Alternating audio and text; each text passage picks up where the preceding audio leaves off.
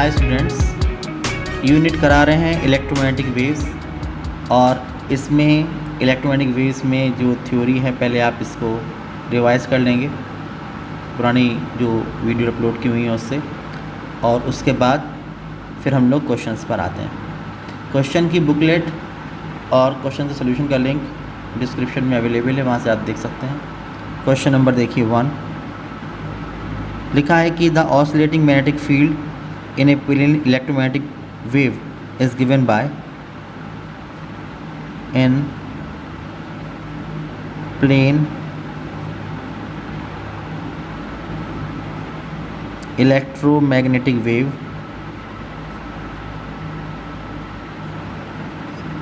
B suffix y is equal to 8 into 10 the power minus 6 sine of 210 the power 11 t plus 300 pi x Tesla. ये है magnetic field.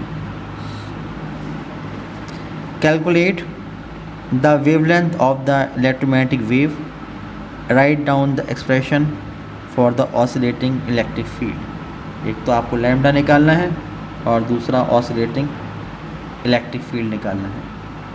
तो आप जानते हैं कि हमारे पास 11th क्लास में पढ़ रखा है आप लोगों ने कि कोई भी वेव अगर प्रोपगेट हो रही है अलोंग प्लस एक्स एक्सिस तो उसकी इक्वेशन होती है y is equal to a sine omega t minus के एक्स। ओके, और अगर वो हो रही है along minus axis X axis के अलोंग अगर प्रोपगेट हो रही है तो इसकी इक्वेशन होती है y is equal to a sine omega t plus के एक्स। तो आप देखिए यहाँ पर ये प्लस आ रहा है बीच में, इसलिए आप लोग यहाँ से एक कंक्लूजन निकाल सकते हैं कि जो प्रोपगेशन ऑफ वेव की डायरेक्शन है ये अलोंग माइनस एक्स एक्सिस है। तो आप लोग यहाँ से पहले कंपेयर करेंगे कि b suffix y is equal to amplitude कितना होता है b का, ये b नॉट होता है साइन ओमेगा t प्लस के एक्स। इससे आप कंपेयर कर लेंगे। आप जानते हो ओमेगा होता है 2 पाई अपॉन कैपिटल T और जो k होता है प्रोपगेशन कांस्टेंट ये होता है 2 पाई अपॉन लैम्डा। तो यहाँ से लैम्डा निकाल लेंगे।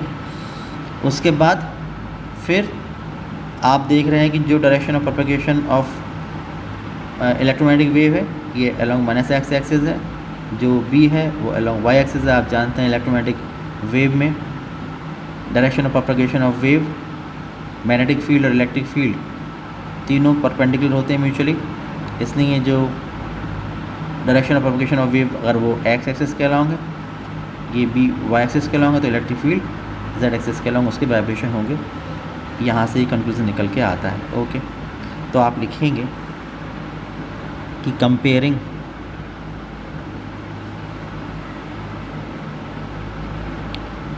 Equation 1 with b is equal to b not sine omega t plus के एक्स, इससे कंपेयर कर दिया।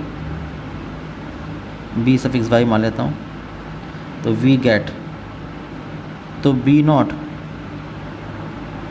Amplitude of magnetic field 8 into 10 the power minus 6 tesla, ये आ जाएगा omega is equal to 2 into 10 the power 11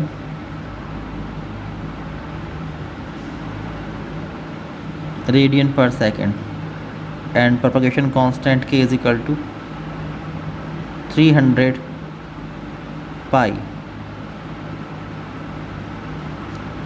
के एक्स का होता है रेडियन, तो के क्या होगा रेडियन पर मीटर, ये हो जाएगा के। ठीक है, बात समझ पा रहे होंगे। ओके, तो अब पहली बात आप लोगों को यहाँ से लैम्डा निकालना है। तो आप जानते हैं कि from k is equal to 2 pi upon lambda. So wavelength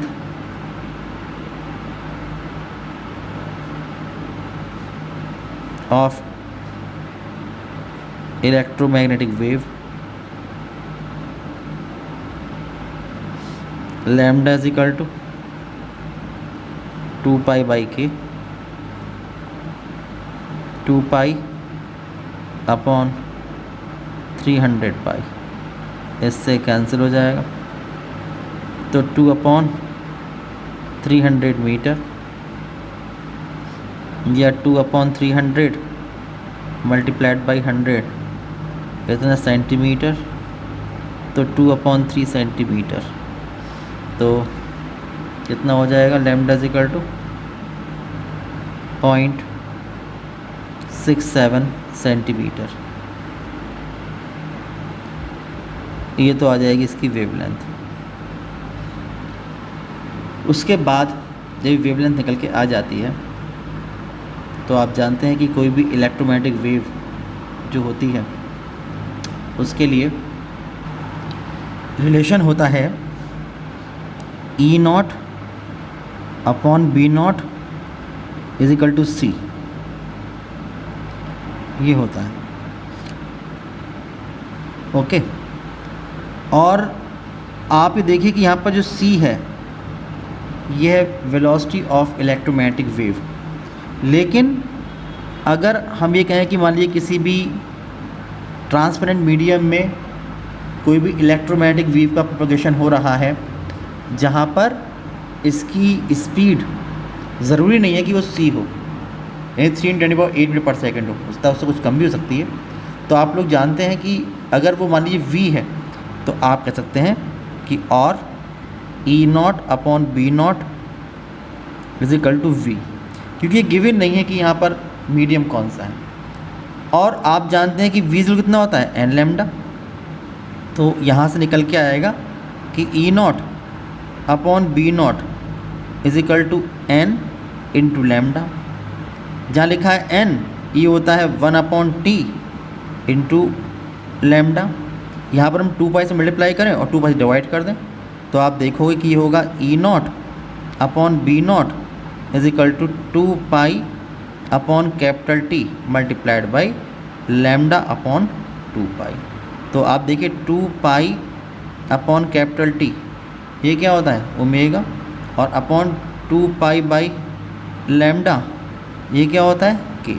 तो यहाँ से एक रिलेशन आपके पास और निकल के आता है कि E naught upon B naught is equal to omega divided by propagation constant. तो यहाँ से हम लोग चाहें तो आप लोग यहाँ से ई नॉट निकाल सकते हैं कि peak value of electric field ये कितनी होगी, तो होगी ओमेगा अपॉन के मल्टीप्लाइड बाई बी नॉट।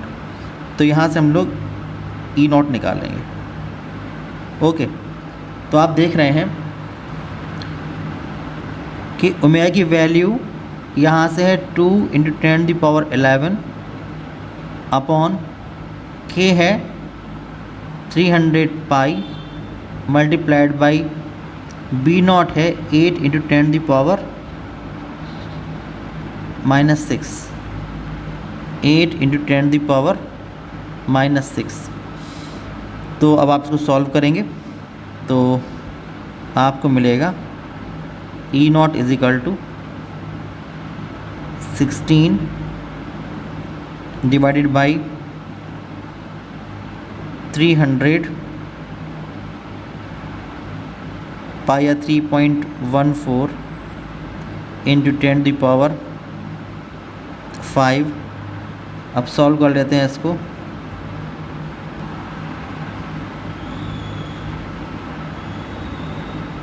.0169 10⁵12 तो हो जाएगा E not is equal to 1.69 into 10⁵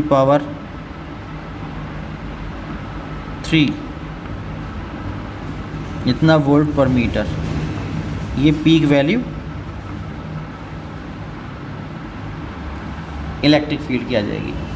अब आपने देखा कि direction of propagation of wave कौन सी है, ये है direction of propagation of wave. यहाँ पर जो मैग्नेटिक फील्ड का वाइब्रेशन है ये अलोंग वाई एक्सिस, तो जो इलेक्ट्रिक फील्ड होगी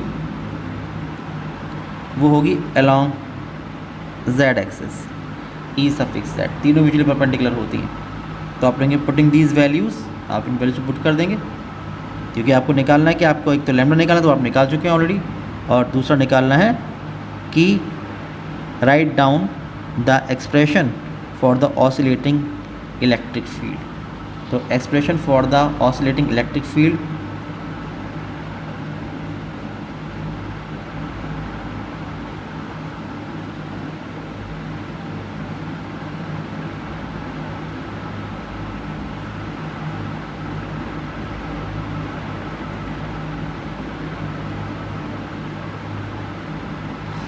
ई सफिक्स जेड, ये होगा E not sine omega T plus के एक्स, प्लस इसलिए क्योंकि जो प्रोपगेशन है वो अलोंग माइनस एक्स एक्सिस के अलोंग है, इसलिए E Z is equal to E naught की वैल्यू 1.69 इंटू 10⁻³ साइन ओमेगा की वैल्यू है 2 इंटू 10⁻11 इंटू टी, क्योंकि ओमेगा टी होता है, और प्लस के की वैल्यू है 300 पाई इंटू एक्स, और यूनिट होगी वोल्ट पर मीटर, वोल्ट पर मीटर। तो ये आपका आंसर हो जाएगा, ये एक्सप्रेशन होगा इलेक्ट्रिक फील्ड का, oscillating electric field. Okay, question number 2 देखिए। क्वेश्चन नंबर 2 लिखा है the oscillating electric field of an electric material is used by in electromagnetic wave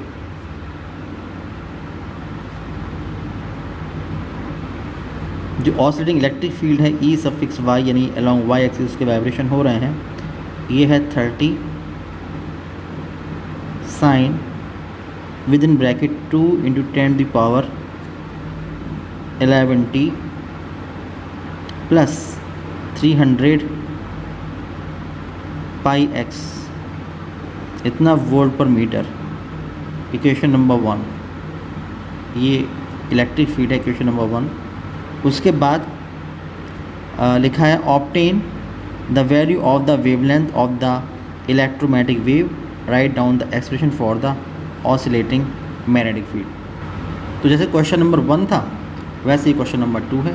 तो आप देखिए कि आप जानते हैं कि वाई एक्सिस के अलोंग कोई भी जब वेव प्रोपगेट करती है तो उसकी इक्वेशन होती है y equal to a sine omega T minus के एक्स। लेकिन यहाँ पर प्लस देख रहे हैं आप, बीच में प्लस है, इसलिए यहाँ पर जो प्रोपगेशन हो रहा है इलेक्ट्रोमैग्नेटिक वेव का वो हो रहा है अलोंग माइनस एक्स एक्सिस। तो इसको आप कंपेयर कर सकते हैं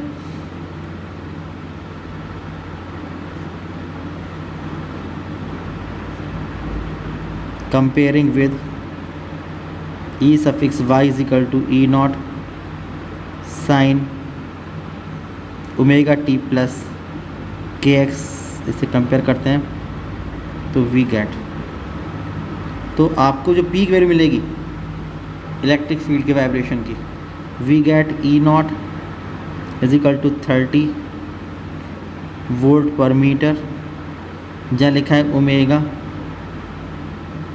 ये हो जाएगा 2 इंटू 10⁻11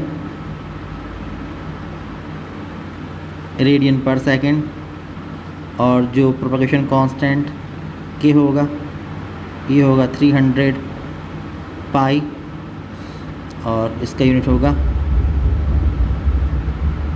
रेडियन पर मीटर। ओके, अब आप लोगों को निकालना है पहले वेवलेंथ। तो जैसे भी क्वेश्चन नंबर 1 में हमने निकाली थी वेवलेंथ, तो वैसे निकालेंगे। आप लिखेंगे कि from k is equal to 2 pi upon lambda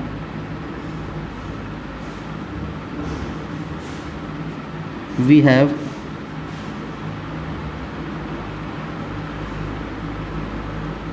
wavelength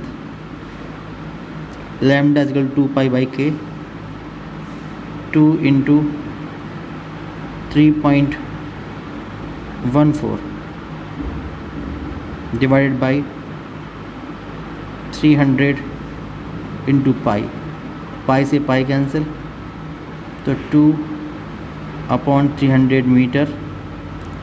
इसको आप चेंज कर देंगे सेंटीमीटर में, तो lambda is equal to 2/300 multiplied by 100 centimetre, इससे कैंसिल, तो 0.67 सेंटीमीटर।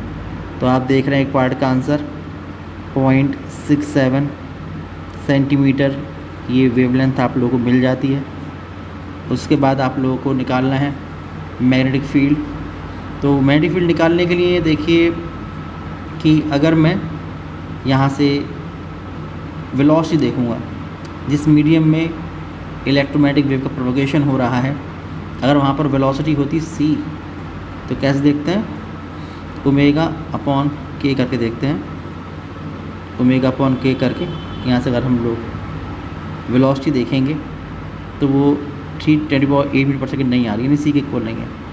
तो उस केस में यहाँ पर जो रिलेशन होता है E0/V0 is equal to c, वो नहीं रहेगा, बल्कि यहाँ पर ये वेलोसिटी कुछ अलग है, इसने E0/V0 is equal to v से आप लोग प्रोसीड करेंगे। आप लिखेंगे कि from E0/V0 is equal to c,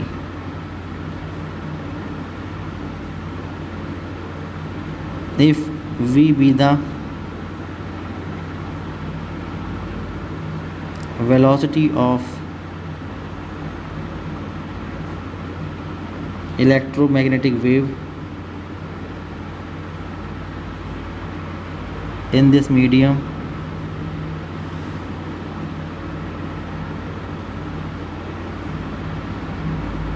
then from E0/V0 is equal to v। यहाँ से आप चलेंगे,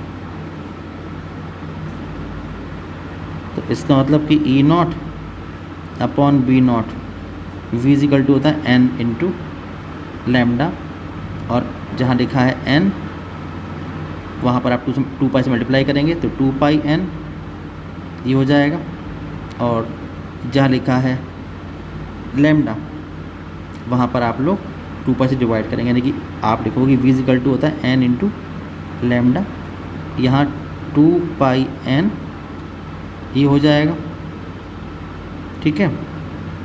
और जहाँ लिखा है लैम्डा ओवर लैम्डा/2π, तो आप 2π से मल्टीप्लाई 2π से डिवाइड किया, तो ये तो हो गया ओमेगा, हो गया 1/k। तो आपको मिलेगा कि E0/V0 is equal to ω/k। आप लोगों को मैग्नेटिक फील्ड की जो वाइब्रेशन की पीक वैल्यू चाहिए, तो यहाँ से आप लोगों को B0 मिल जाएगा। B0 इज इक्वल टू हो जाएगा E0 multiplied by k/ω। E0 हम निकाल चुके हैं, देखिए ये निकाला E0 30 वोल्ट पर मीटर, तो यहाँ हो जाएगा 30 मल्टीप्लाइड बाई k की वैल्यू थी 300 इंटू पाई, और ओमेगा की वैल्यू थी 2 इंटू 10⁻11, ठीक है। तो हो जाएगा B0 इज इक्वल टू ये हो जाएगा 15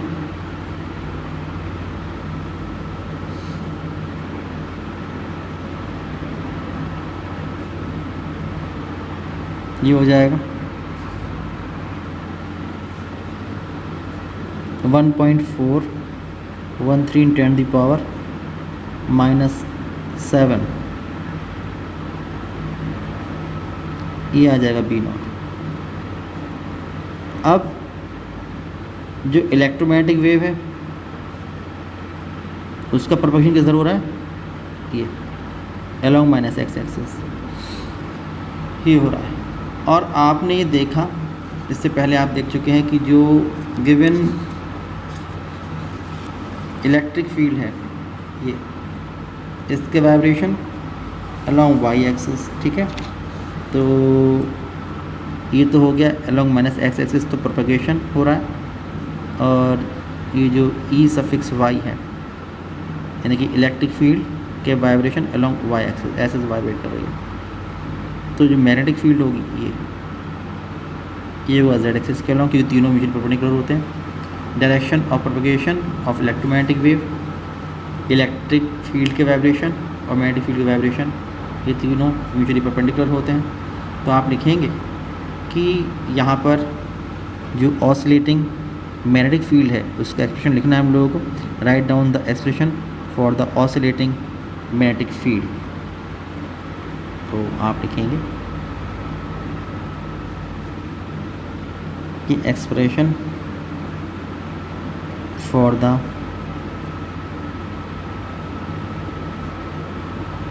oscillating magnetic field for electromagnetic wave propagating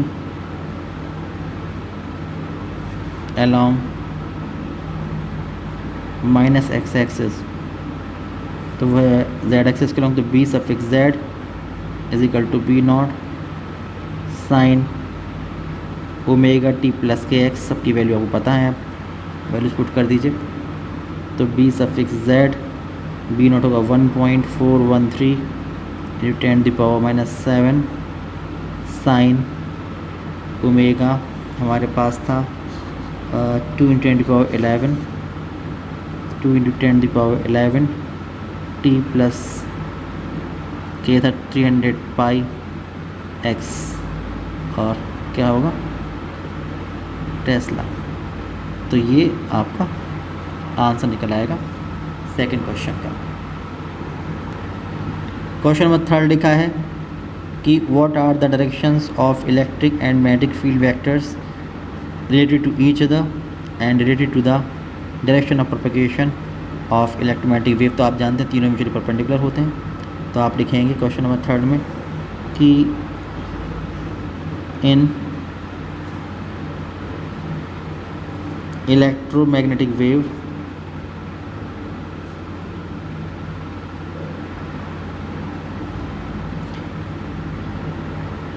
directions of electric and magnetic field vectors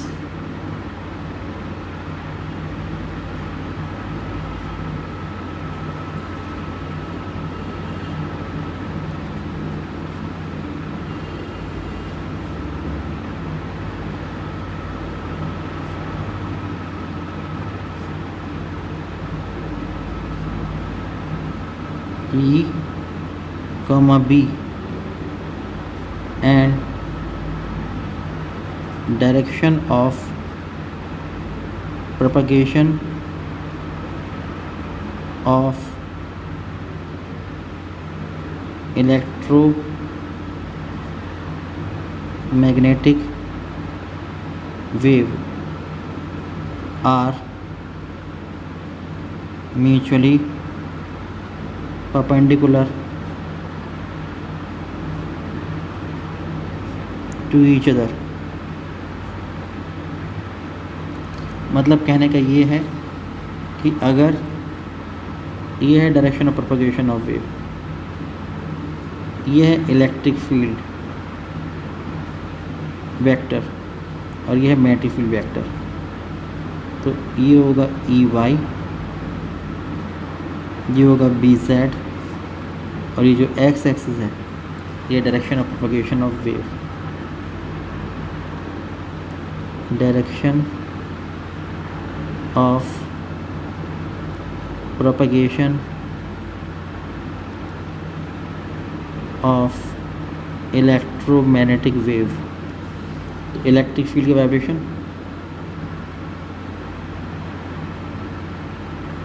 ये, मैग्नेटिक फील्ड के वाइब्रेशन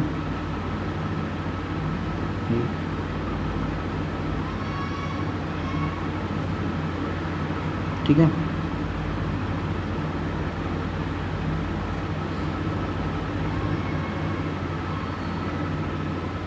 ये ई नॉट, ये बी नॉट, इस तरह से चलेंगे। इलेक्ट्रिक फील्ड इस तरह से वाइब्रेट करेगी ये, और मैग्नेटिक फील्ड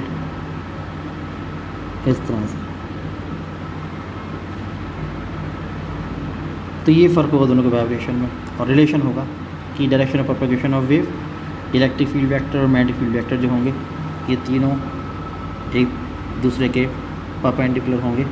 ये इसका आंसर होगा। क्वेश्चन नंबर 4 देखिए, लिखा है कि a plane electromagnetic wave travel in vacuum along z direction, यानी कि direction of propagation of wave z axis के अलॉन्ग है। What can you say about the direction of electric and magnetic field vectors. तो आप जानते हैं कि तीनों म्यूचुअली परपेंडिकुलर होते हैं, तो आपने ये sense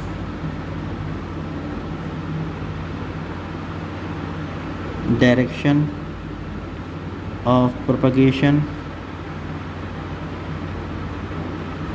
of electromagnetic wave vibration of E and vibration of B are mutually perpendicular to each other, so vector E and vector B will be along x and y axis। क्योंकि यहाँ पर जो z axis का direction है ये है direction of propagation of wave, direction of propagation of wave, इसलिए electric field और मैग्नेटिक फील्ड जो होंगे ये एक्स और वाई एक्सिस के अलॉन्ग हो सकते हैं।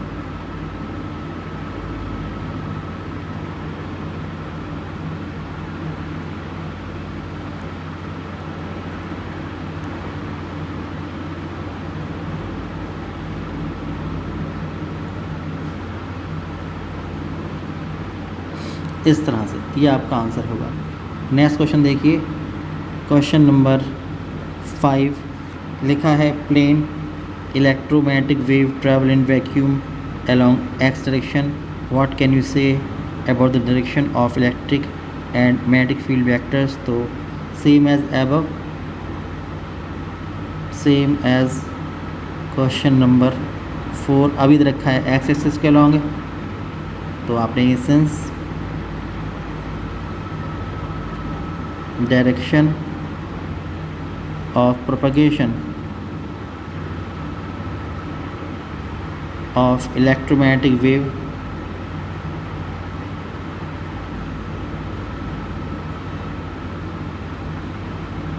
is along x axis, so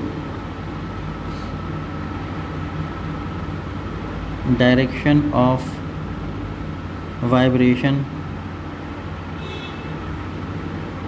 of vector E and vector B will be along y and z axis।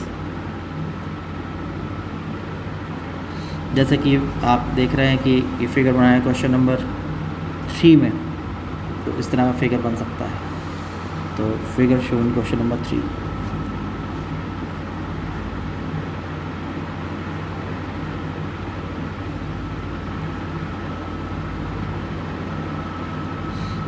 ठीक है, क्वेश्चन नंबर 6 देखिए,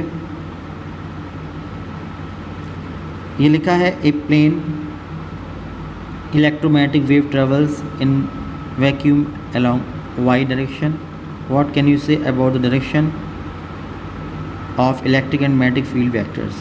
ये भी ऐसे ही, तो ये तीनों परपेंडिकुलर होते हैं, वही क्वेश्चन नंबर 4 की तरह आप लिखेंगे कि same as question number 4, same as question number 4। यहाँ पर जो direction of propagation of electromagnetic wave given है, ये गिवन है वाई एक्सिस के लॉन्ग, तो जो रिमेनिंग 2 डायरेक्शन है एक्स और जेड वो होंगी इलेक्ट्रिक और मैग्नेटिक फील्ड वेक्टर्स की डायरेक्शन। तो आप लिखेंगे कि sense direction of propagation of electromagnetic wave is along y axis. ये है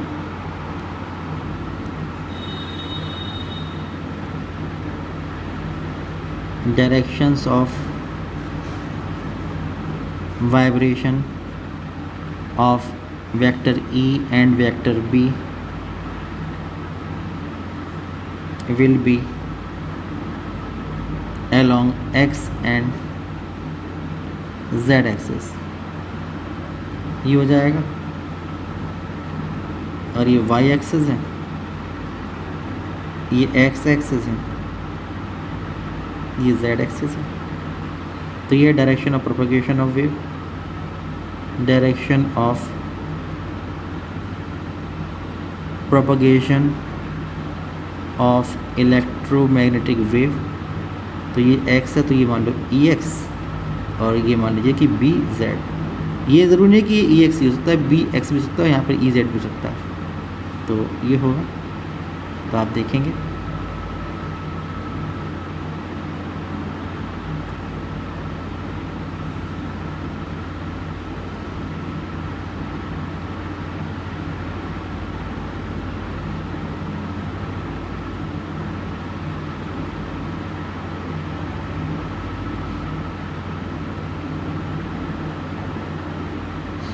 ये इस तरह से फिगर यहाँ पर बन जाएगा. नेक्स्ट क्वेश्चन देखिए, लिखा है what is the frequency of electromagnetic wave produced by the oscillating charge of frequency new. तो हर एक्सपेरिमेंट में आप पढ़ चुके हैं कि अगर कोई भी चार्ज कहीं पर ऑसिलेट करता है तो उस ऑसिलेटिंग चार्ज की वजह से एक वेरिंग इलेक्ट्रिक फील्ड प्रोड्यूस होती है, उसी फ्रीक्वेंसी के वाइब्रेशन होते हैं. और जब एक वेरिंग इलेक्ट्रिक फील्ड होता है तो उस इलेक्ट्रिक फील्ड के वेरिएशन की वजह से वहाँ पर एक मैग्नेटिक फील्ड प्रोड्यूस होता है, उसकी फ्रीक्वेंसी वही होती है.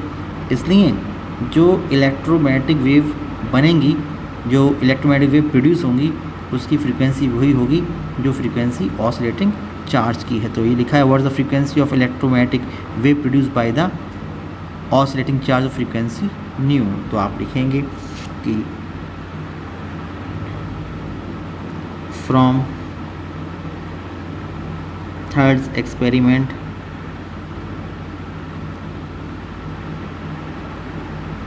we know that the frequency of electromagnetic wave produced by an oscillating charge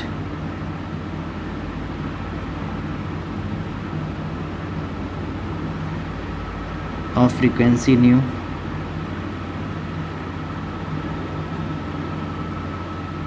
will also be nu. तो समझ रहे होंगे बात, रीज़न समझ में आ गया होगा आप लोगों को. लिखना इतना ही है जितना मैंने आपको बताया. क्वेश्चन नंबर 8 लिखा है कि in what way are the directions of electric and magnetic field vectors representing and electromagnetic wave related to the each other.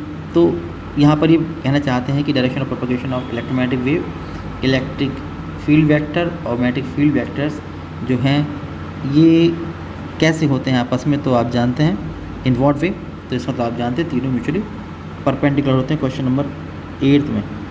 तो आप लिखेंगे कि direction of propagation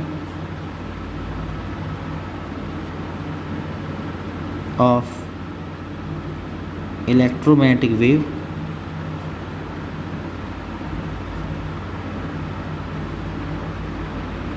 directions of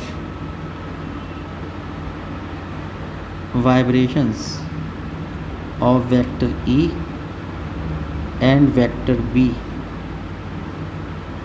are mutually perpendicular to each other.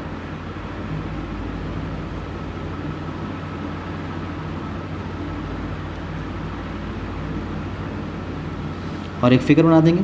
Question number 4 में figure बनी थी, figure question number 4 में जो बनी थी वो फिगर बना देंगे। बहुत सारे फिगर मैंने बनाए थे कि जहाँ पर ये तीनों म्यूचुअली परपेंडिकुलर थे। क्वेश्चन नंबर 9, क्वेश्चन नंबर 9 देखिए, लिखा है कि express the velocity of propagation of N electromagnetic wave in terms of the peak values of electric and magnetic field. तो आप जानते हैं कि जो वेलोसिटी होती है प्रोपगेशन ऑफ इलेक्ट्रोमैग्नेटिक वेव किसी भी मीडियम में, तो आप लिखेंगे क्या होता है वो E0 upon V0।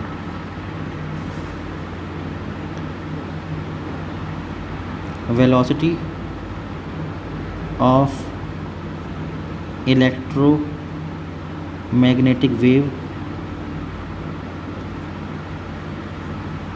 In any medium, transparent medium की बात हो रही है, तो आप जानते हैं कि V इक्वल टू होता है E0 अपॉन B0, ये होता है। और अगर हम बात करते हैं कि वैक्यूम की, वैक्यूम में क्या होगा तो V ऐसे आता है, तो आप लिखेंगे कि in vacuum the velocity of electromagnetic wave, यहाँ तो मीडियम की बात थी, और जब हम बात करें वैक्यूम में तो C इक्वल टू होता है E0 अपॉन B0, ये होता है। यहाँ पर आप जानते हो कि जो V होती है वो आप निकाल सकते हो, where V is equal to omega upon K से आप निकाल सकते हो, या N इंटू लेमडा से भी आप जो वेलोसिटी है वो निकाल सकते हैं इलेक्ट्रोमैग्नेटिक वेव में। क्वेश्चन नंबर 10 देखिए, 10 लिखा है कि why is small ozone layer on the top of the stratosphere crucial for human survival. तो इसके बारे में क्या आप जानते हैं कि जो हमारे पास अल्ट्रावायलेट रेज होती हैं वो हम लोगों के लिए बहुत ही हार्मफुल होती हैं, और जो स्ट्रेटोस्फीयर है उसके टॉप पर जो ओजोन लेयर होती है वो most of the ultraviolet rays को जो सन से आ रही होती हैं उनको एब्जॉर्ब कर लेता है, उनको ट्रैप कर देता है और हम तक आने से रोक देता है। तो यही बात आप यहाँ पर लिखेंगे, आप लिखेंगे कि because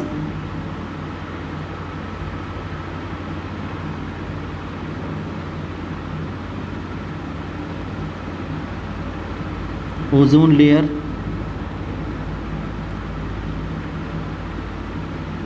on the top of the stratosphere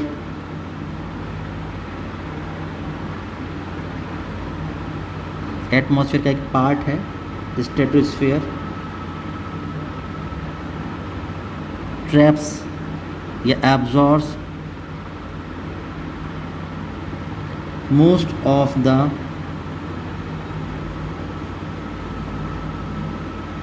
ultraviolet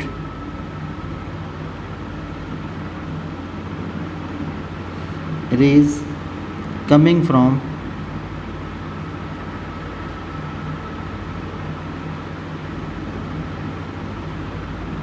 the sun and prevents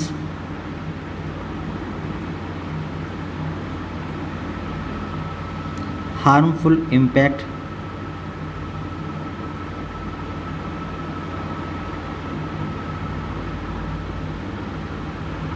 of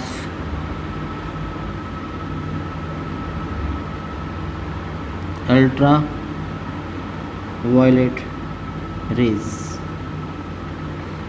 ये आप लिख देंगे। क्वेश्चन नंबर देखिए 11, लिखा है कि an electromagnetic wave is traveling in a medium with a velocity v is equal to v I cap, यानी कि जो direction of propagation of electromagnetic wave है ये है along x एक्सिस, क्योंकि I cap का मतलब unit vector along x axis. Draw a sketch showing the propagation of electromagnetic wave indicating the direction of the oscillating electric and magnetic fields. How are the magnitude of the electric and magnetic fields related to the velocity of the electromagnetic wave. सब बातें हो चुकी हैं। तो आप जानते हैं कि electromagnetic wave is propagating along plus x axis because its velocity vector v is equal to v I cap। तो आप बनाओगे इसकी डायरेक्शन ऑफ प्रोपगेशन कौन सी है, along x axis, ये, क्योंकि आई कैप जो होता है वो तो इसी डायरेक्शन में होता है, ये होता है आई कैप। और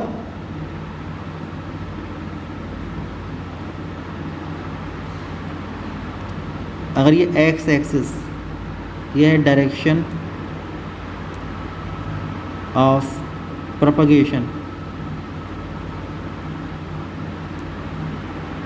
ऑफ इलेक्ट्रोमैग्नेटिक वेव, तो इलेक्ट्रिक फील्ड के वाइब्रेशन और मैग्नेटिक फील्ड वाइब्रेशन जो होंगे वो दोनों म्यूचुअली परपेंडिकुलर तो होंगे ही होंगे, लेकिन साथ में direction of propagation of wave के भी परपेंडिकुलर होंगे। तो ये होगा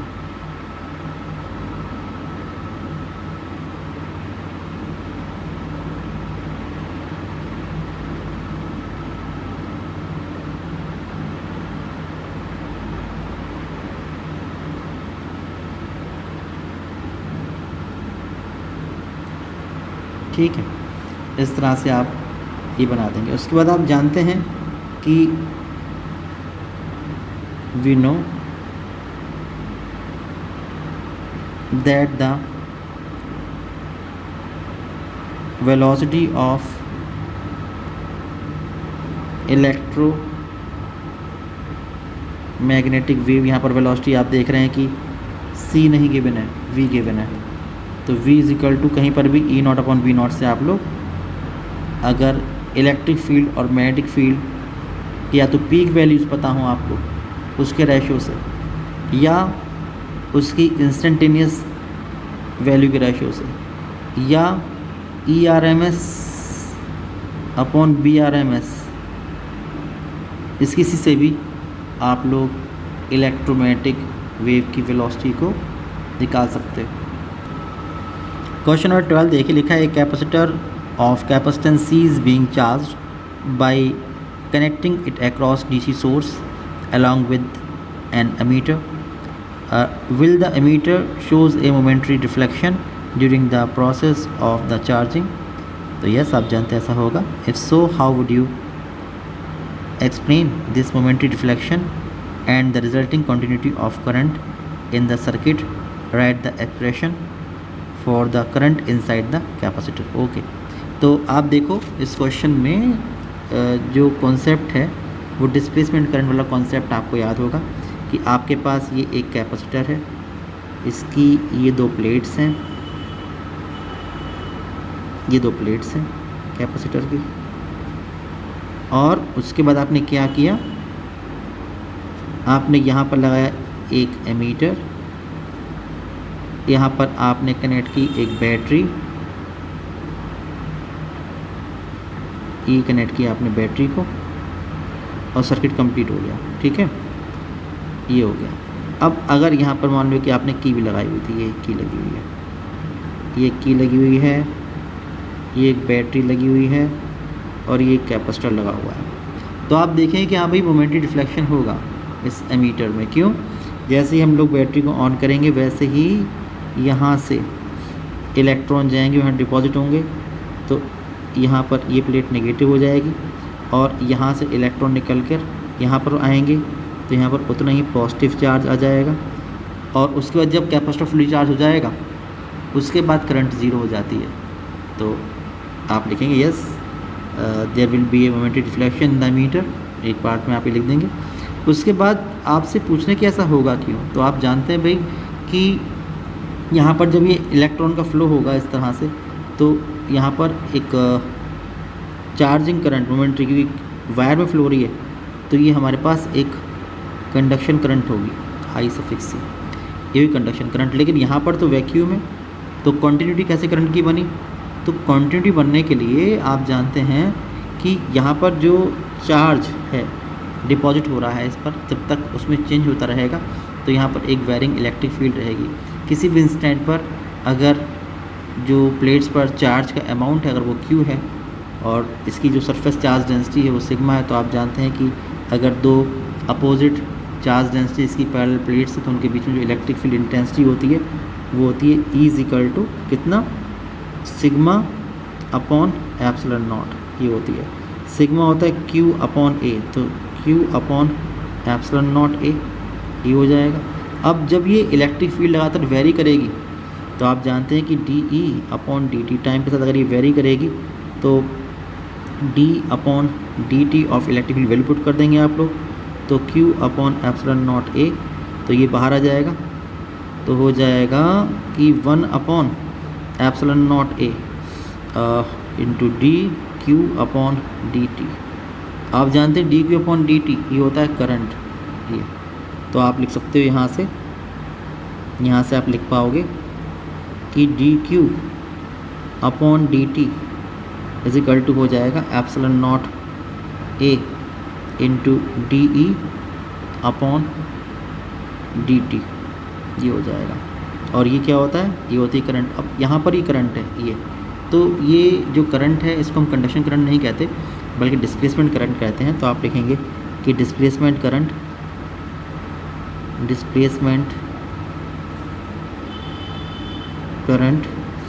I suffix D is equal to होगा एप्सिलॉन नॉट, इस A को आप अंदर ले जाओगे तो D upon D T of E multiplied by A, और E क्या होता है, ये होता है फाई E, तो I suffix D is equal to होगा epsilon naught A D over D T of phi suffix E। तो ये इस तरह से, क्योंकि यहाँ पर आप देख रहे हैं कि लगातार जो ये प्लेट्स हैं इनसे लिंक जो इलेक्ट्रिक फ्लक्स है उसमें चेंज हो रहा है, इसलिए यहाँ पर तो कंडक्शन करंट है और यहाँ पर उतनी ही डिस्प्लेसमेंट करंट है। इसका मतलब कि जो conduction current I suffix C ये displacement current I suffix G की इक्वल है, और इसलिए आप देख रहे हैं कि आप जानते हैं टोटल करंट जो होती है I इज इक्वल टू वो होती है IC प्लस ID, और यहाँ पर जितनी IC है उतनी यहाँ पर ID होगी। जब तक इलेक्ट्रिक फील्ड में वेरिएशन होगा, एक वेरिंग इलेक्ट्रिक फील्ड रहेगा, तब तक फ्लक्स में चेंज होगा और तब तक ही यहाँ पर displacement current I suffix D होगी। जैसे ही यहाँ पर चार्ज और डिपॉजिट होना बंद हो जाएगा यानी कैपेसिटर फुली चार्ज हो जाएगा, तो आप जानते हो कि जब चार्ज की एक्यूमुलेशन और नहीं होगा तो फिर यहाँ पर जो इलेक्ट्रिक फील्ड है वो कांस्टेंट हो जाएगी। जब इलेक्ट्रिक फील्ड कांस्टेंट हो जाएगी तो phi E over D T जो होगा जीरो हो जाएगा, इसलिए आई डी जीरो हो जाएगा, और जैसे ही आई डी जीरो होगा वैसे ही आई सी भी जीरो हो जाएगा। इसका मतलब कि केवल एक मोमेंटरी डिफ्लेक्शन होगा और कंटिन्यूस करंट फ्लो नहीं होगी। जैसे ही हमारे पास कैपेसिटर फुली चार्ज होगा वैसे ही कंडक्शन करंट भी जीरो हो जाएगी और डिस्प्लेसमेंट करंट भी जीरो हो जाएगी। इस बात को आप लोग यहाँ पर डिटेल में एक्सप्लेन करके लिख देंगे। क्वेश्चन नंबर देखिए 13, लिखा है कि when an ideal capacitor is charge by DC battery no current flows. आप जानते हैं कि डीसी से जब हम लोग किसी भी कैपेसिटर चार्ज करते हैं तो एक शुरू में एक मोमेंटरी करंट फ्लो होती है, उसके बाद कोई भी करंट फ्लो नहीं होती है। तो रीज़न पूछना ऐसा क्यों है। And however when an AC source is used the current flows continuously, how does one explain this based on the concept of displacement current.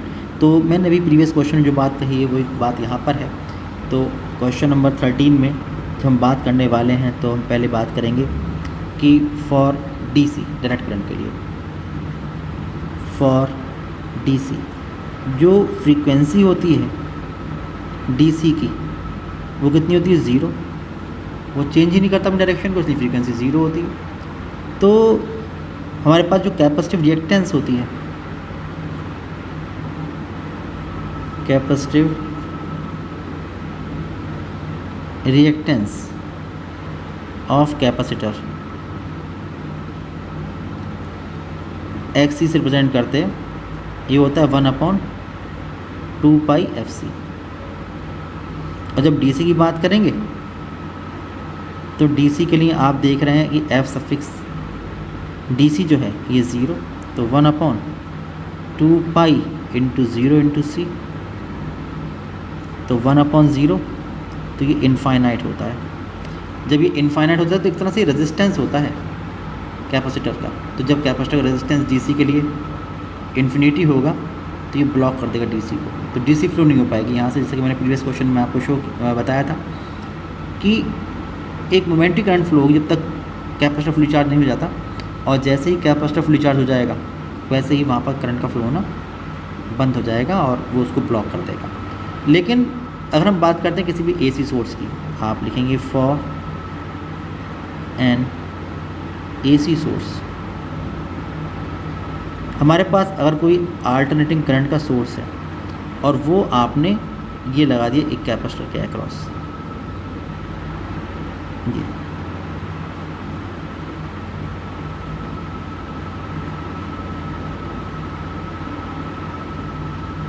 ये लगाया आपने AC source, V = V0 sin ω t, तो ये AC source है। तो इसमें आप जानते हैं हम लोग करंट डायरेक्शन शो नहीं करते, करंट पर ऐसे जाएगी, फिर ऐसे, फिर ऐसे, फिर ऐसे। तो पहले प्लेट पॉजिटिव होगी, ये नेगेटिव होगी, फिर उसके बाद ये पॉजिटिव होगी, ये नेगेटिव होगी, ऐसे लगातार जो प्लेट्स हैं इनकी पोलैरिटी चेंज होगी। जब प्लेट्स की पोलैरिटी चेंज होगी तो पहले इलेक्ट्रिक फील्ड इस डायरेक्शन में होगा, फिर 0 होकर फिर इस डायरेक्शन में होगा, फिर 0 होकर फिर इस डायरेक्शन में होगा। जैसे जैसे करंट अपनी डायरेक्शन चेंज करेगी वैसे वैसे प्लेट्स की जो पोलैरिटी है वो भी चेंज होगी। ये इस बात को आप मेंशन करेंगे। और इसलिए एक जब यहाँ पर लगातार चार्ज का अमाउंट चेंज होगा और प्लेट्स की पोलैरिटी चेंज होगी तो यहाँ पर एक वेरिंग इलेक्ट्रिक फील्ड एग्जिस्ट करेगी। किसी भी इंस्टेंट पर अगर चार्ज का अमाउंट Q है तो जो electric field between both the plates of the capacitor है ये होगा E = σ/ε0। सिग्मा Q/A होता है, तो Q/ε0A ये इलेक्ट्रिक फील्ड हो जाएगी। जब ये इलेक्ट्रिक फील्ड हो जाएगी तो आप लिखेंगे DE/dt, ये आप निकालेंगे, तो D/dt ऑफ Q/ε0A ये आप निकालेंगे, तो 1/ε0A ये होगा dQ/dt, ये हो जाएगा। तो यहाँ से आप dQ/dt निकालेंगे, तो dQ/dt जब आप देखेंगे तो ε0A dE/dt इतना हो जाएगा। आप जानते हैं dQ/dt क्या होता है, ये होता है डिस्प्लेसमेंट करंट। और इसको आप यहाँ से अंदर ले जाओ, तो ε0 d/dt of E × A। E × A जो होता है ये होता है φ इलेक्ट्रिक फ्लक्स। तो आप लिखेंगे डिस्प्लेसमेंट करंट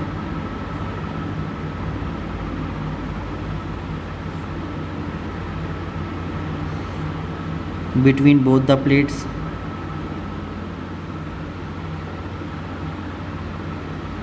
ये हो जाएगा I = D = ε0 d/dt ऑफ φ। तो ये हमारे पास डिस्प्लेसमेंट करंट होगी। और आप जानते हैं कि जो कंडक्शन करंट होती है वो डिस्प्लेसमेंट करंट के इक्वल ही होती है। यहाँ पर हमेशा ऐसा नहीं होता है, यहाँ पर मैं अभी आपको एक्सप्लेन करूँगा, पर लिख दूँ कि कंडक्शन करंट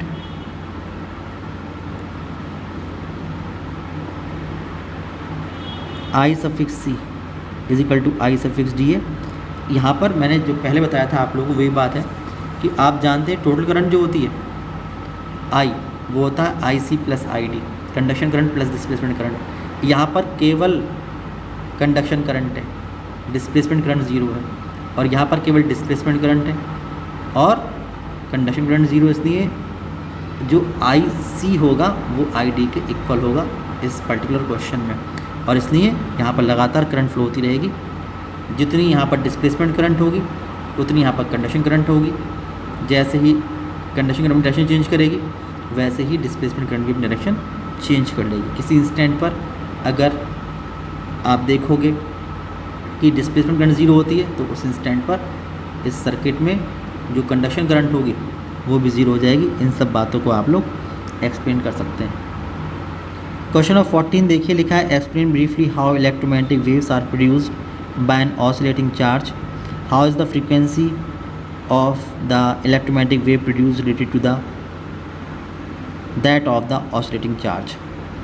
तो इस तरह के क्वेश्चन मैंने अभी आपको बताया था। इस क्वेश्चन के बारे में एक क्वेश्चन मैंने डिस्कस किया था कि जो फ्रीक्वेंसी होती है इलेक्ट्रोमैग्नेटिक वेव की वो उतनी ही होती है जितनी ऑसिलेटिंग चार्ज की होती है। ये मैंने क्वेश्चन नंबर 7 में आपको बताया था। एक रेफरेंस क्वेश्चन नंबर 7 का आप यहाँ से समझ सकते हैं, ये मैंने बताया था आप लोगों को। और कैसे होती है ये आप लोग नोट्स में देखेंगे तो हर्ट्ज़ एक्सपेरिमेंट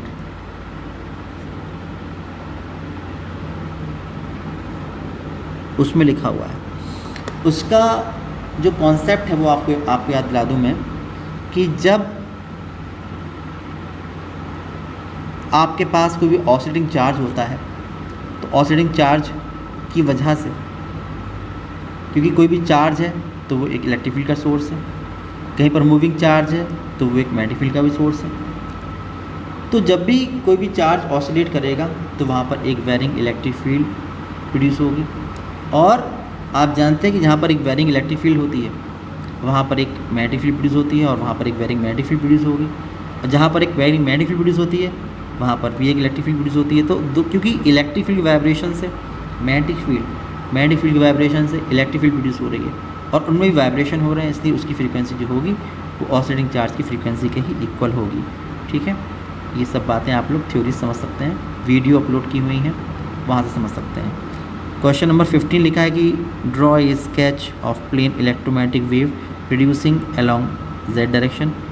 मैंने फिगर बना चुका हूँ मैं पहले भी इस की, जहाँ पर जेड डायरेक्शन के अलोंग एक इलेक्ट्रोमैग्नेटिक वेव का प्रोडक्शन हो रहा है और वो मैंने बनाया था क्वेश्चन नंबर 4 में। तो जो हमारे पास क्वेश्चन नंबर 15 है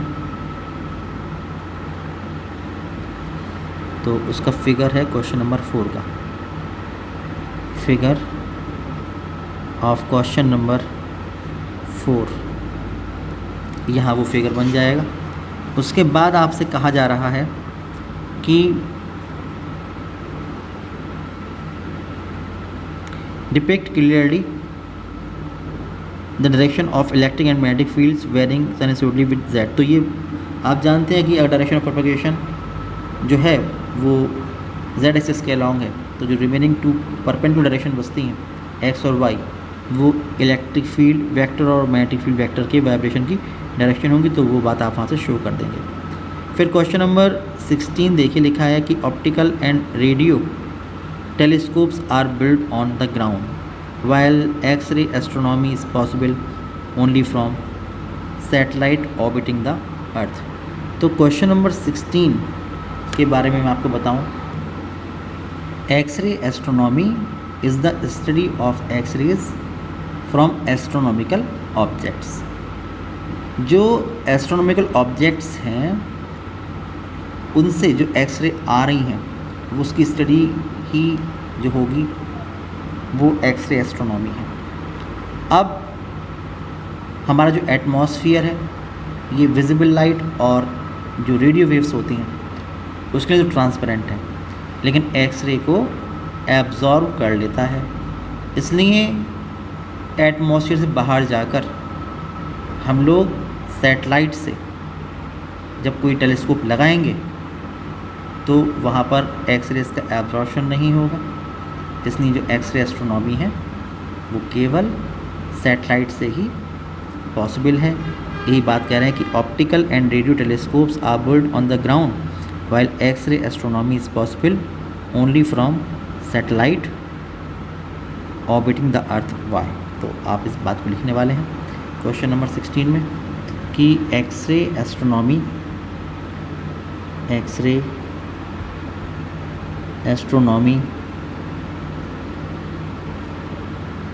is the study of X-rays from astronomical objects. Earth's atmosphere is transparent for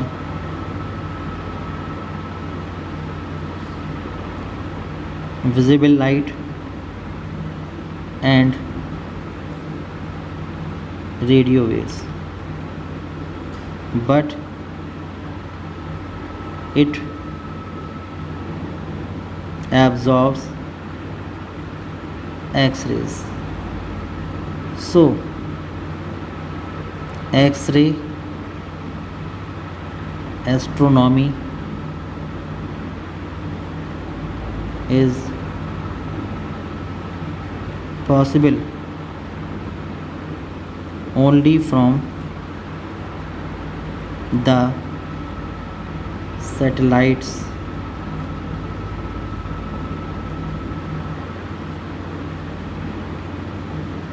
orbiting the earth, क्योंकि उस सैटेलाइट और एस्ट्रोनॉमिकल ऑब्जेक्ट में जो कोई भी एटमॉस्फेयर नहीं होगा, इसलिए आप लोग वहाँ से स्टडी कर सकते हैं एक्स रेज की, यानी इसको एक्स रे एस्ट्रोनॉमी कहते हैं। क्वेश्चन नंबर देखिए 17 लिखा है how does charge Q oscillating at certain frequency produce electromagnetic waves, sketch schematic diagram depicting electric and magnetic fields for an electromagnetic wave propagating along z direction। तो ये hertz experiment में जो बातें बताई गई हैं वही बात यहाँ पर पूछी जा रही है कि जब भी किसी पर्टिकुलर फ्रीक्वेंसी से कोई चार्ज वाइब्रेट करेगा तो वो एक इलेक्ट्रोमैग्नेटिक वेव को प्रोड्यूस करेगा और उसकी फ्रीक्वेंसी वही होगी, किस तरह से वो प्रोड्यूस होती है ये बताना है आप लोगों को, और एक फिगर बनानी है इलेक्ट्रोमैग्नेटिक वेव की जिसका प्रोपगेशन जेड एक्सिस के अलॉन्ग हो रहा है। तो आप जानते हैं सब बातें हम लोग कर चुके हैं, पहले ही डिस्कस कर चुके हैं। Question number 17 figure of question number 4 बना देंगे। फिगर ऑफ क्वेश्चन नंबर 4 में जो फिगर बनी है वो बना देंगे और हर्ट्ज एक्सपेरिमेंट की बात की जा रही है, इसको आप नोट से पढ़ लेंगे। क्वेश्चन नंबर 18 देखिए, 18 क्वेश्चन लिखा हुआ है कि in an electromagnetic wave, in electromagnetic wave oscillating electric field having frequency of 3 × 10 hertz, तो frequency nu 3 × 10 hertz and amplitude of electric field, क्योंकि वोल्ट पर मीटर है तो ये ई नॉट है 30 वोल्ट पर मीटर। इलेक्ट्रिक फील्ड जो वाइब्रेटिंग इलेक्ट्रिक फील्ड उसका मैग्नीट्यूड गिवन, उसका एम्पलीट्यूड गिवन है, propagates in the positive X direction. Okay, what is the wavelength of the electromagnetic wave. एक तो आपसे पूछ रहे हैं कि भाई इसकी वेवलेंथ कितनी होगी, and write down the expression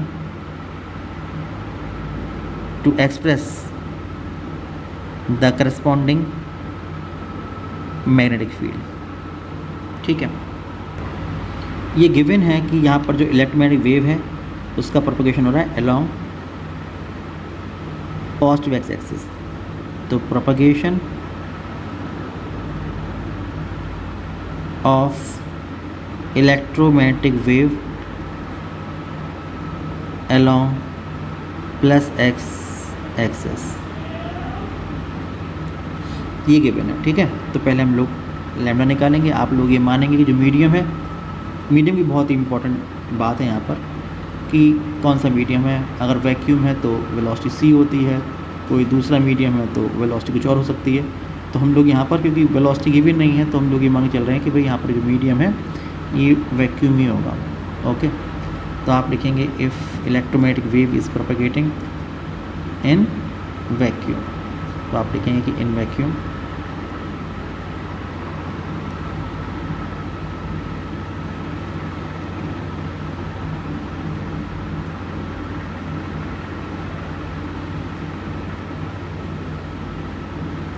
ये होता है। तो ए पार्ट आप लिखेंगे कि from v is equal to N into lambda, तो यहाँ पर क्या हो जाएगा V as C nu into lambda. तो वेवलेंथ निकालोगे आप लोग यहाँ से, wavelength lambda is equal to C upon nu, C है 3 into 10⁸ divide by nu 3 into 10⁻10,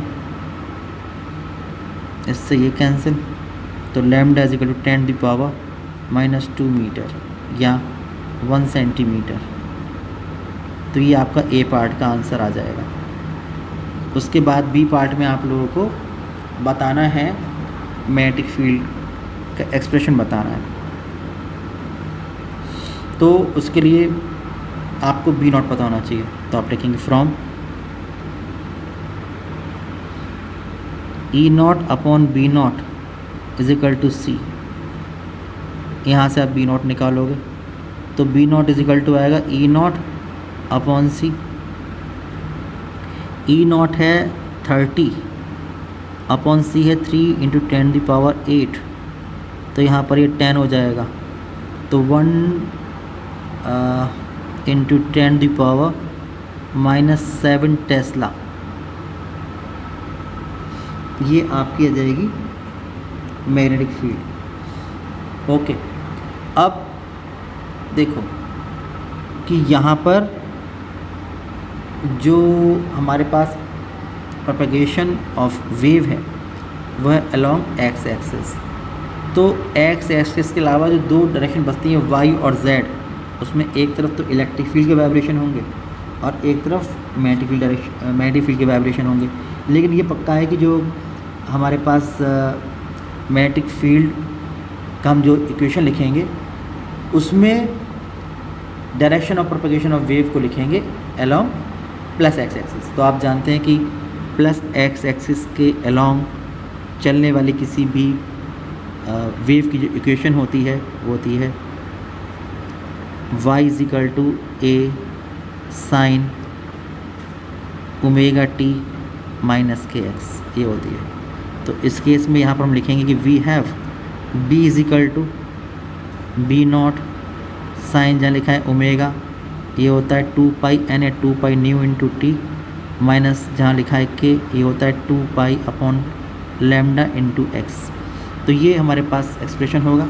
magnetic field का सारी वैल्यूज़ आप लोगों को पता है, तो आप लिखेंगे कि b इज इक्वल टू हो जाएगा बी नॉट की वैल्यू 1⁻⁻7 साइन 2 पाई न्यू है 3 into 10⁻10 3 into 10⁻10 into T minus 2 pi upon 10⁻⁻2 into x. तो 2 पाई को आप बाहर ले जाओगे यहाँ से, जब 2 पाई को आप बाहर ले जाओगे तो b इज इक्वल टू हो जाएगा 1 into 10⁻⁻7 sine 2 pi, okay, with in bracket 3 into 10⁻10 T minus ये ऊपर आएगा तो हो जाएगा 100x इतना Tesla.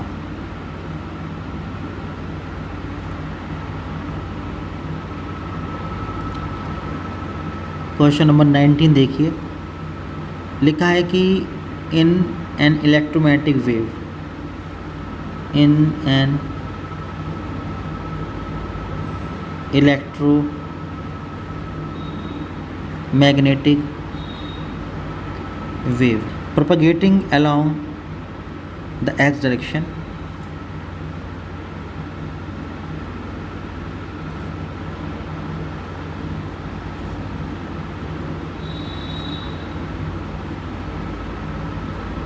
Direction of propagation of wave है along प्लस x एक्सिस ठीक है।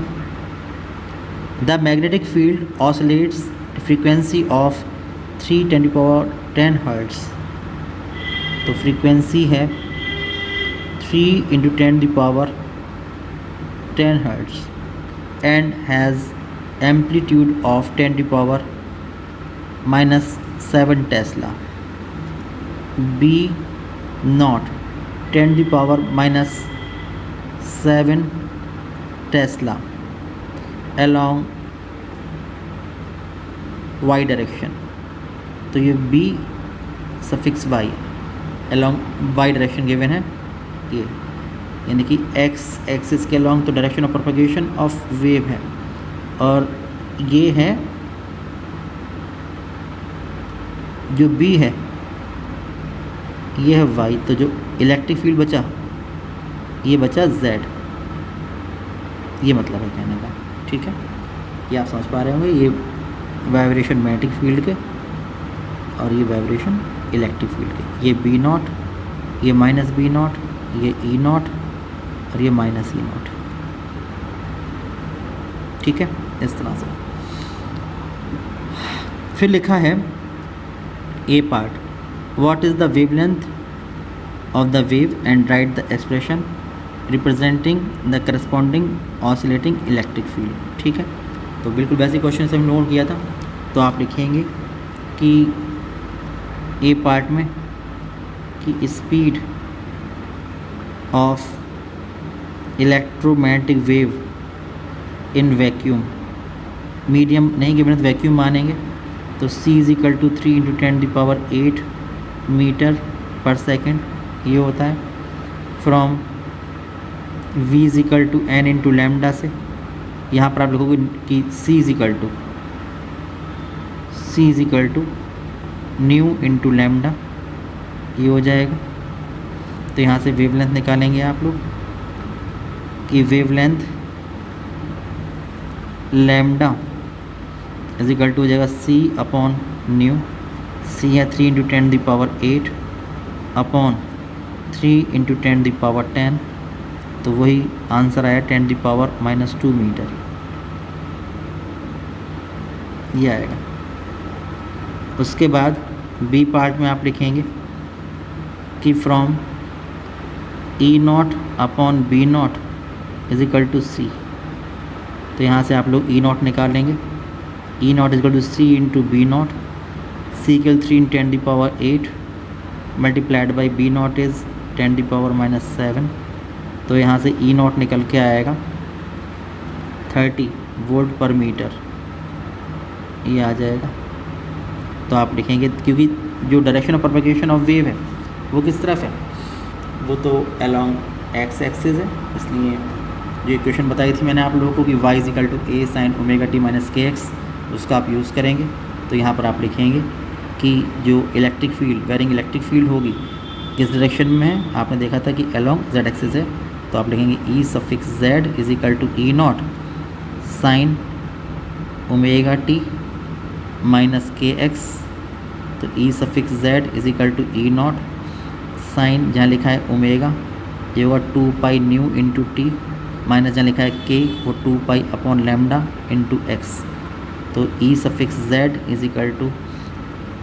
E0 की वैल्यू है 30 साइन 2π, न्यू की वैल्यू है 3 × 10⁻10 ×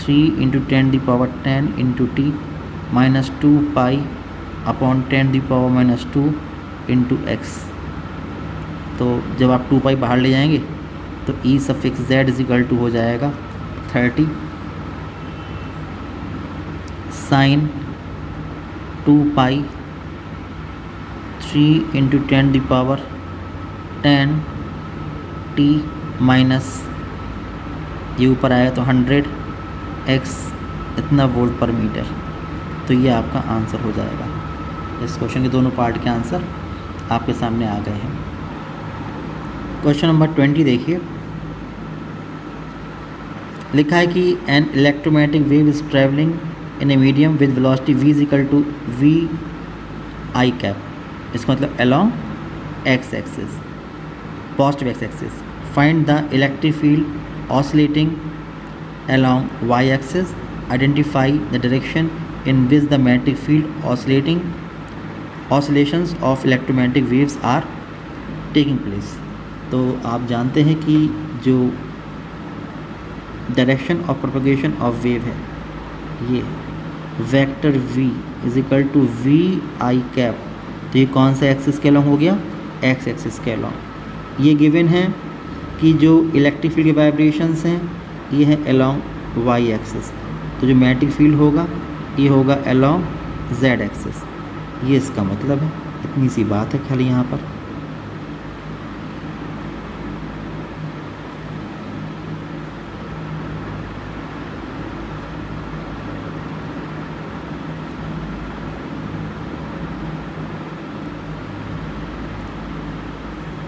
ये है direction of propagation of wave. जो ए पार्ट का आंसर होगा कि vector B along Z axis, ये इसका मतलब होगा क्वेश्चन नंबर 20 का ए पार्ट में। फिर बी पार्ट लिखा है कि how are the magnitude of the electric and the magnetic field in the electromagnetic waves related to each other. तो आप देखिए यहाँ पर जो वेलोसिटी है वो सी नहीं है, ये वेलोसिटी है v। तो कि वेलोसिटी ऑफ इलेक्ट्रोमैग्नेटिक वेव, यहाँ पर v गिवन है, फ्री स्पेस नहीं है, वैक्यूम नहीं है, इसलिए v is equal to E naught upon B naught. ये आपस में यहाँ रिलेशन होता है। अगर फ्री स्पेस होता तो c लिखते हैं आप यहाँ पर। क्वेश्चन नंबर 21 देखिए। क्वेश्चन नंबर 21 लिखा है कि a plane electromagnetic wave of frequency 25 megahertz, तो एक इलेक्ट्रोमैग्नेटिक वेव है, उसकी फ्रीक्वेंसी है nu is equal to 25 megahertz, तो 25 into 10⁻6 hertz travels in a free space. यहाँ पर फ्री स्पेस दे रखा है तो c इन फ्री स्पेस जो उसकी स्पीड रहेगी c is equal to 3 into 10⁸ metre per second, ये हो जाएगा along the x direction. Okay, तो अलोंग प्लस x एक्सिस ये यहाँ पर गिवन है। At a particular point in space and time the electric vector E is equal to 6.3 J। Okay, तो E vector E is equal to 6.3 J cap, इतना volt पर metre. तो आप जानते हैं कि जो J कैप होता है वो अलॉन्ग वाई एक्सिस होता है, तो इलेक्ट्रिक फील्ड के जो वाइब्रेशंस हैं वो अलॉन्ग वाई एक्सिस है। लिखा है calculate B at this point, तो आसान सी बात है, B जो होगा वो जो हमारे पास बचा वो डायरेक्शन बचा, क्योंकि ये जा रहा है एक्स एक्सिस के अलॉन्ग, ये है वाई एक्सिस के अलॉन्ग, तो जो B होगा वो जेड एक्सिस के अलॉन्ग होगा। Direction of propagation of wave velocity C से एक्स एक्सिस के अलॉन्ग है। जो इलेक्ट्रिक फील्ड है E, ये यहाँ J लिखा है तो ये वाई एक्सिस के अलॉन्ग है, तो जो मैग्नेटिक फील्ड होगा ये जेड एक्सिस के अलॉन्ग होगा।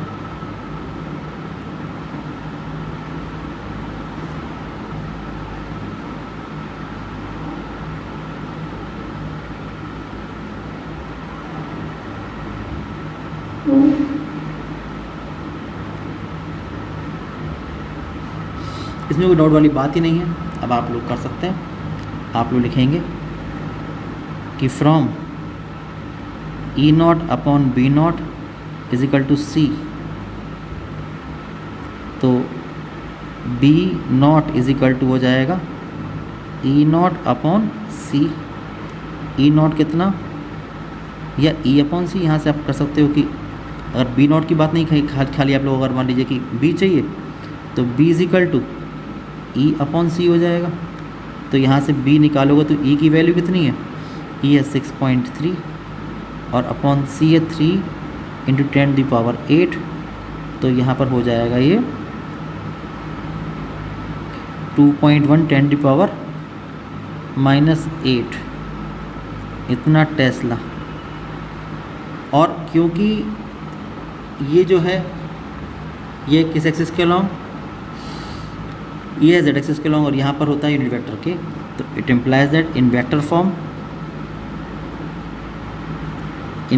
फॉर्म तो जो वेक्टर बी लिखोगे आप, ये जाएगा 2.1 इंटू 10⁻⁻8 के कैप टेस्ला।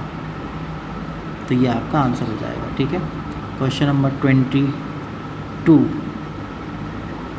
देखिए, लिखा है describe briefly how electromagnetic waves are produced by oscillating charges. तो हर्ट्ज़ एक्सपेरिमेंट आप पढ़ चुके हैं, वही बात कई बार बता चुका हूँ कि आपको हर्ट्ज़ एक्सपेरिमेंट लिखना है, नोट से देख लीजिएगा। Question number 23